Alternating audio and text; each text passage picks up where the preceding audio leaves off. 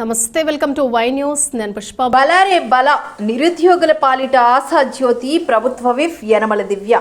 యువతకు ఉపాధి కల్పనే లక్ష్యంగా ప్రణాళికాయుతంగా పనిచేస్తున్న యనమల దివ్య ఆ దిశగా కృషి చేసి నిరుద్యోగులకు ఉద్యోగ మార్గాలను చూపిస్తుంది. విద్యావంతురాలైన యనమల దివ్య ఆదేశాలతో నిర్వహిస్తున్న జాబ్ మేళాలు ఉద్యోగ విజయోత్సవాలను తలపిస్తున్నాయి. ఇటీవల తుని పట్టణంలో ఎమ్మెల్యే యనమల దివ్య సూచనలకు అనుగుణంగా నిర్వహించిన జాబ్ మేళా నిరుద్యోగుల్లో ఉత్సాహాన్ని నింపింది. ఆ వాటి జాబ్ మేళా ఓ రికార్డ్ అనే చెప్పాలి. ఎందుకంటే ఊహకందని రీతిలో నిరుద్యోగులు ఉద్యోగాలు పొందారు. ఒకే రోజు పలు సంస్థల్లో 498 మందికి జాబులు దొరికాయి. ఇదో రికార్డేనని నిరుద్యోగులే అంటున్నారు.